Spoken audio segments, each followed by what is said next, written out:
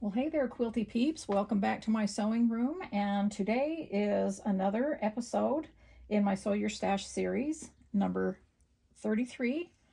And it's also week 20 in the Scrappiness is Happiness quilt along. And we're going to be doing Grandma's Donuts block. Okay, so Grandma's Donuts is on page 136 of Scrappiness is Happiness. So we're just going to turn there really quickly.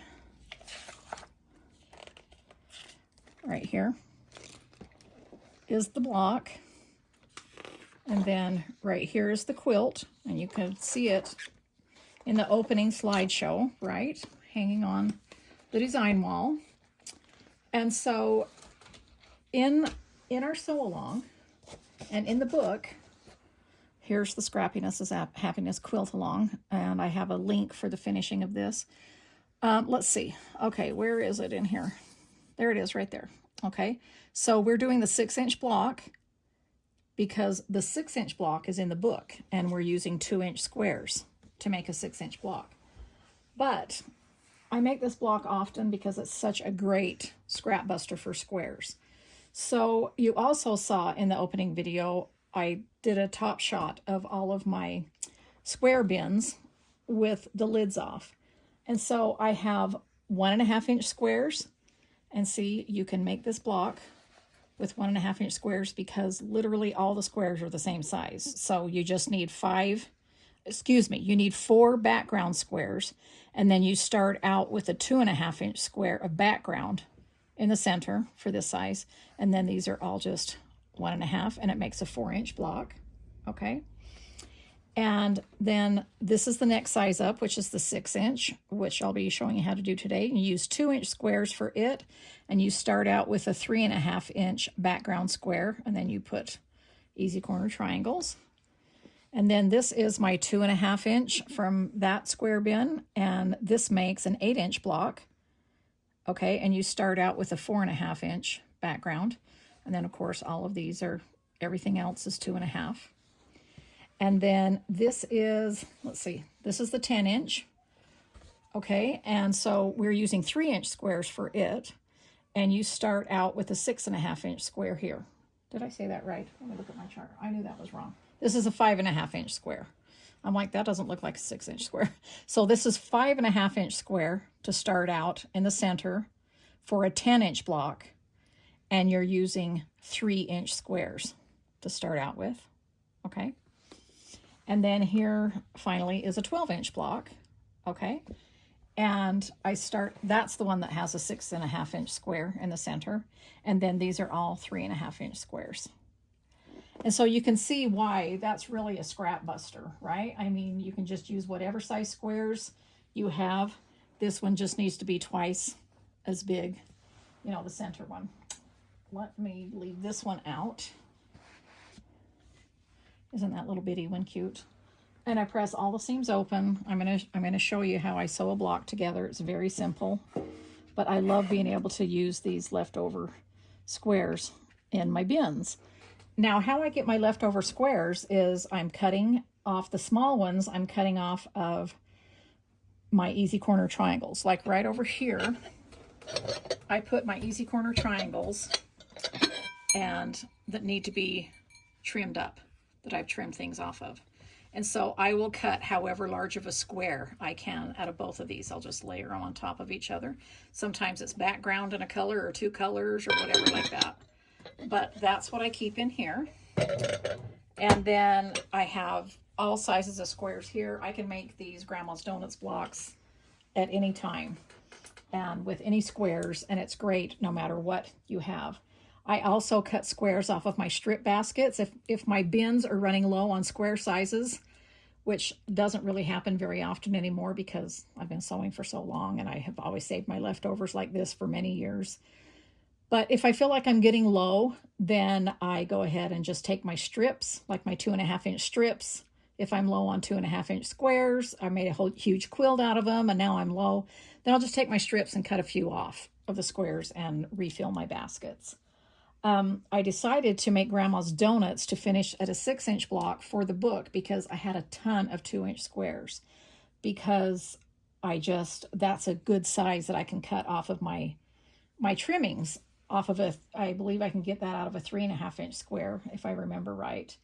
And so I just ended up with a lot of 2-inch squares. And so that's why I made, you know, the Grandma's Donuts several years ago. And then I wanted to make sure that I included it in this book. And so here I have just, you know, a bunch of colored squares, a bunch of background squares that are all the same size. Okay, and that's what I start off with. I keep my 2.5-inch squares here a little bit, my 1.5-inch. Again, you saw my bins. They're full. I just take some out of there and put these in smaller ones so I don't have my big bins here. I showed you these last week when we did the checkerboard star. Okay, so let's get on to making the blocks. So what you're going to do is you need 1, 2, 3, 4, 5, 6, 7, 8, 9, 10, 11, 12, 13, 14, 15, 16 squares that are prints, okay? So it's basically like a 16 patch. But then you need to start out with a 3.5-inch of background in the center. And then at the end, we'll pull in the background squares and add those easy corner triangles to make it a rounded block.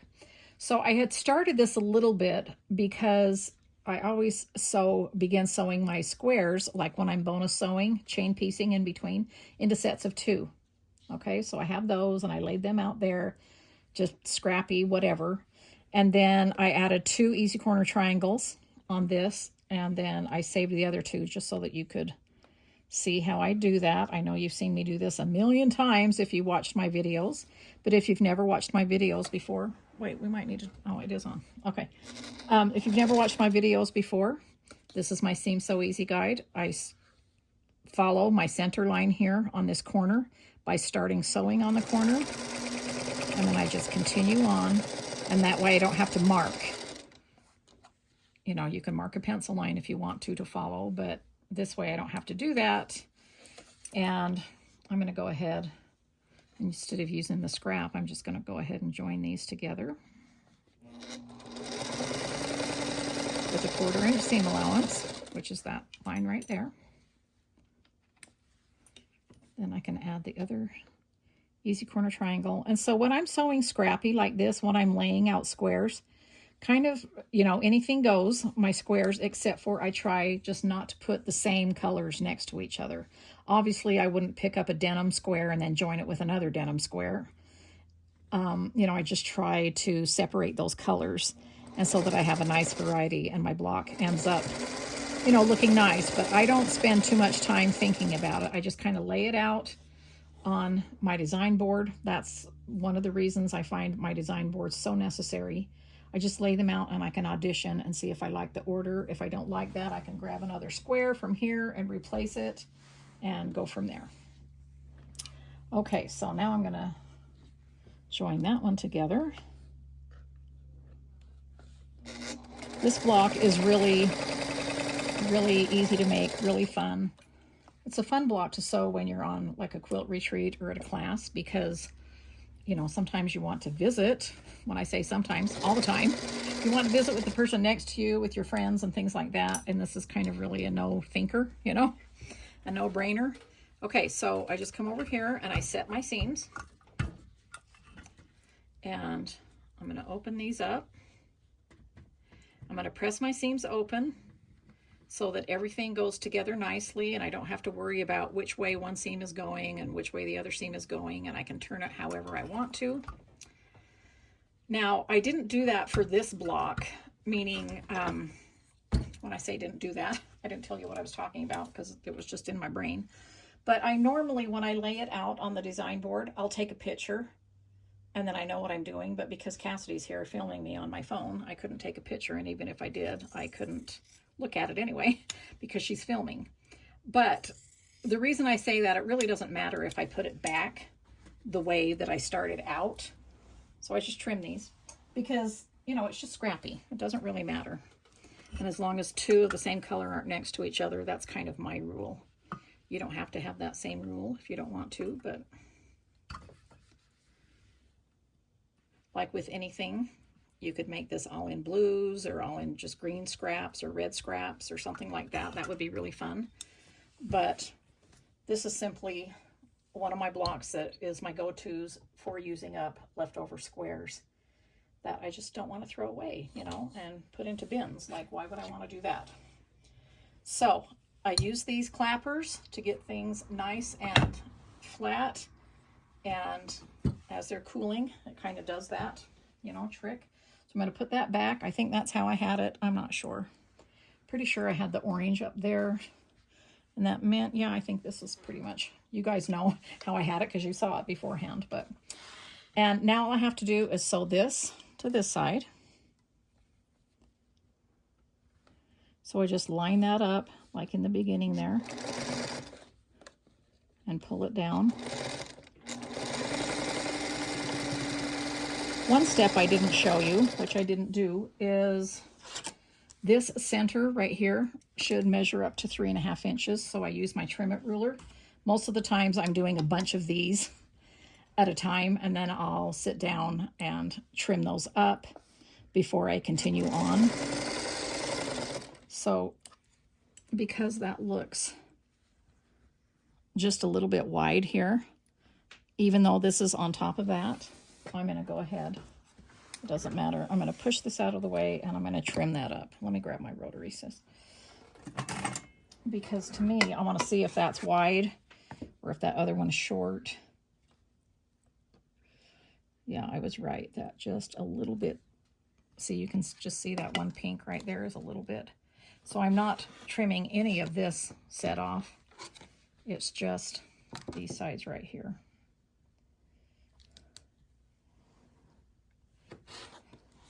And then one more this way. Just looks like it's just a touch long right there.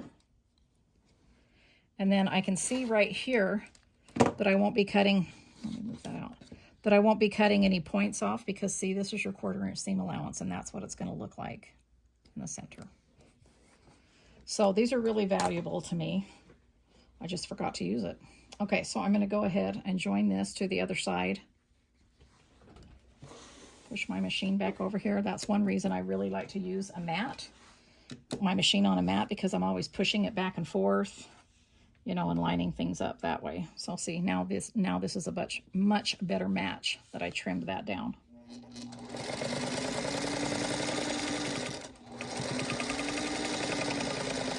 And these are just little tips and, you know, tricks that I'm passing along that I've learned along the way through sewing. You know, I've been sewing and piecing pretty much my whole life, and so I make lots of mistakes, but then I also know how to fix them too, right? So now when I have intersections right here, this is when I really like to use this seam roller right here, and I use a little bit of muscle right there on the intersection, just to make sure that it's opened up all the way. Okay, just like that. And then I can go ahead and put the hot iron. I like to use vintage irons because I like their weight. I like their heat.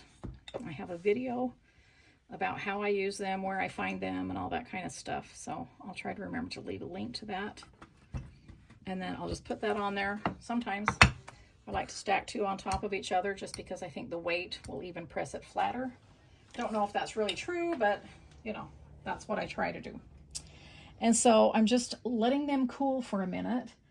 And let's see, I already showed you my squares here. Seems like I was going to tell you something else about, oh, I know. At the end, after we do this block, I'm going to go ahead and talk to you about 64. That's just a bunch of other squares. That's several weeks down the road and are so along. But I wanted to talk to you about it a little bit, and I don't really think I need to do a full tutorial on that because it's simply sewing squares together. But I'll wait and talk to you about that at the end. Okay, so now I'm just simply going to sew these together, but when I get to the intersections, this is one of my double pins, what they look like right here. And you can line these up right on the seam and just do a little poke right there. And then you can sew over them. Just go a little bit slow. And make sure your edges are lined up. And then when you get to this next seam, because this overlaps and crosses over, you know this center seam needs to go right in that point. I just move the pin down and do it again. And now by doing this, I am pinning on each side of each seam, and so there's no way that can shift. It just can't do it. And then instead of taking the time to put 3 different pins in, I'll just go ahead and move it on down.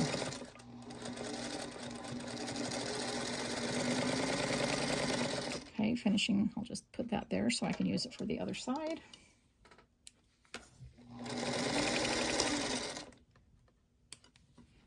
Let's see how that did. Pretty good. That one's up just a touch high, but I think it's fine. I'm not too worried about that at all. Okay, so now I want to turn it that way, fold it back this way, and do the same thing.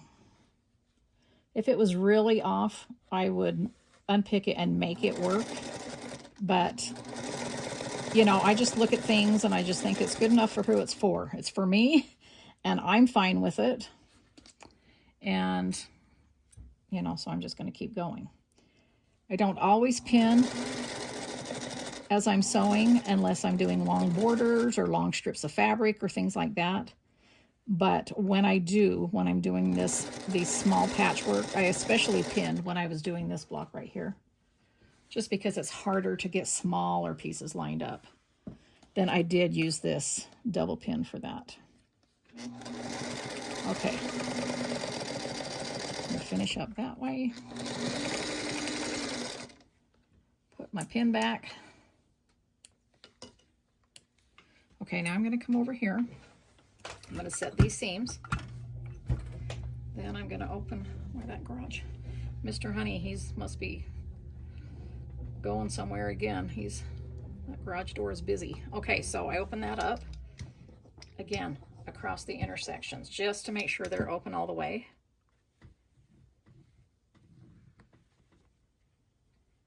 I kind of use my fingernail or the end of my finger just to make sure that they're open.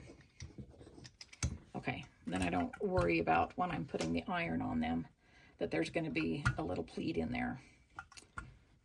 So we'll do that half, stick that on there. Make sure this is good and hot. I want it nice and hot, of course, without scorching it, because that helps this clapper do their job. If they're not nice and hot for that heat to absorb out of the wood, you know, into the wood, then, you know, it doesn't really do any good.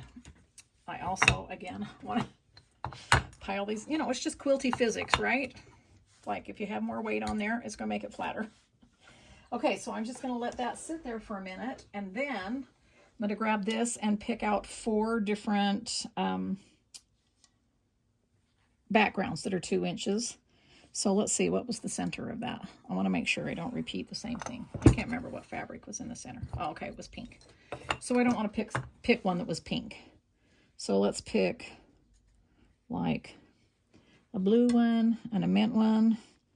And I don't want pink. I don't know if I want that busy one right there. That's pretty, I like that one right there. Okay, so I've got 4 of those. And this should be flat enough to add the 4 easy corner triangles. And then, of course, I'll press it again. And usually, you know, after I finish the easy corner triangles, I'll press it from the back, and then I'll turn it over and press it from the front and put clappers on again. Now, I like to add these at the end.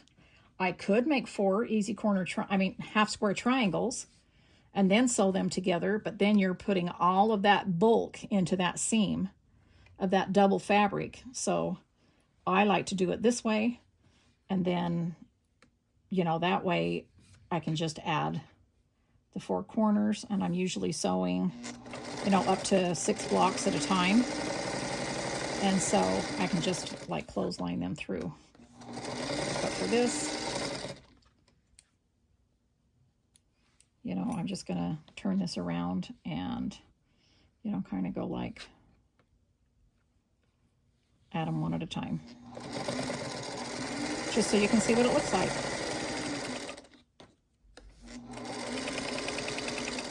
I usually use 2 scraps of fabric when I'm doing this, but Sometimes it only ends up being one for some reason. And then again, the secret is just lining this up and making sure this center line is lined up straight with your needle. And how you make sure it's straight is these lines on this grid. That's why I designed it to be on this grid, so that you want to line it up with your machine. With both lines, there's going to be a straight line on your machine somewhere that you can line up. Because if you have just these 3 lines, it could go crooked, and then it still doesn't matter if it's lined up with your needle, because then you're going to get a crooked block. So you want to make sure that this is on straight. And then I just use my washi tape to tape it on. It does not leave any residue at all. It's easy to come off. If you've never used washi tape before, just think of it as like cute, skinny painter's tape. And doesn't leave a residue, but yet it can be removed if you need to change your bobbin or, you know, whatever. So, okay, so I've got all 4 of those on. And just like all of my easy corner triangles, I just go ahead and clip with about a 1/4 inch seam allowance. But, you know, I don't want to do it too small, because remember, you know, you want to keep a little bit of stability in there. But it's already sewn, so I don't have to worry about an accurate 1/4 inch seam. Okay, now we're going to come over here, press those seams, and I press them away. When I do that, I like to drag the iron kind of like this, either on the side or the tip, to make sure that is open all the way. But I don't want to tug on it. I just want to open it, because this, even though it's already sewn, it's still on the bias, right? And so I don't want to stretch it out. Okay, so again, I'll do that. Okay, while that's cooling down for just a second, I'm going to show you these blocks one more time, just so that you can see. And you know what? I wrote this down on my notes, so I might as well just show you this. Okay, if I do that, then maybe you can take a screenshot. So this is the 4-inch finished block. You use 1.5 inch squares, and this is the size squares that you use in the center. 6-inch, 2-inch squares, 3.5 inch square in the center. 8-inch block, 2.5 inch squares, and a 4.5 inch square for the center. 10-inch blocks, use a 3-inch squares with a 5.5 in the center for a 12-inch block, 3.5 for the squares, and 6.5 for the center. So you can see that these skip up in inch increments right here. These squares skip in 1/2 inch increments, and the blocks skip in 2-inch increments. So that's just some quilty math. You could just keep going higher and higher and higher until you have a 24-inch block if you wanted to. But there's my recipe for Grandma's Donuts. Okay. All right, let's glance at these one more time. This is the 4-inch. This would be a cute little coaster. And don't forget the 6-inch. And then there's the 8-inch. The 10-inch. And the 12-inch. I just think they're all so fun. So easy to make. I love the different sizes, how it graduates up like that. I'm going to set that there. And let's look at this block here. And then I'll talk to you about the 64 quilt. Oops. Okay, that's what it looks like there. All right. I'll just go ahead and put that right there. Now I've got 2 6-inch blocks. At this point too, I would take my 6.5 inch, trim it, and put it up there and see if those little, easy corner triangles, there's just a few of them that stick out just a little bit on the corners. And so I'll go ahead and trim those up at another time, but I just wanted to show you how that works. And then here, I'm just going to do this so I can show you this quilt. I'm going to move my machine over here. Turn off the iron so I can pull this quilt in and talk to you about it a little bit. That's all about Grandma's Donuts, showing you all the size blocks, talked about the squares, gave you the recipe, okay? So now let's talk about 64. So I named this quilt 64 because it's a 64 patch, and the block is on 186 of the book. Very simple. I mean, I like to do all kinds of scrap busting things with my squares because I have a lot of squares, right? And speaking of granny squares, there's my granny squares there with my chunky thread. But this is a 64 patch, okay? And you need, so obviously you need 64 2.5-inch squares. And I just sew them together in rows, and I just press the seams open. And then this quilt right here, you make 9 of those, and it ends up measuring 64 by 64. And so that's why I named this quilt 64. You could obviously just keep making, you know, more blocks and going out and going down as well. And I talk about here how, because I'm using this yellow for the sashing, how I get the sashing all out of yardage like that, lengthwise. I've made this in many colors of sashing. It's really fun to do that, and it just totally changes the whole look of the quilt. But I just think this looks fun and springy, and it's a great way to use your leftover squares up. They're great bonus sewing projects because you're just grabbing 2.5-inch squares and sewing them together in between your chain piecing. And then you can, you know, just before you know it, you'll have lots of 64 blocks done. And so this is the quilt, what it looks like. I went ahead and bound it in the same fabric. And let's see. I backed it in one of my Prim wide backs. And it's just a variety of all different squares that I've collected over the years. A lot of my fabrics, a lot of other people's fabrics. And it's just a really great way. And again, the reason I'm showing you this now instead of several weeks down the road is because I just think that I don't really need to do an entire tutorial about it. And I wanted to pull it in here when I was talking about squares and all my different sizes, like this stack over here again. Now, you can do the same quilt with 1.5-inch squares, with 2-inch squares, with 2.5 like I did with that. It's still going to be called 64. The block will just be bigger, and then the quilt's not going to measure 64. But it's still a 64 block. So I just kind of wanted to chat about that a little bit, chat about squares and how fun they are.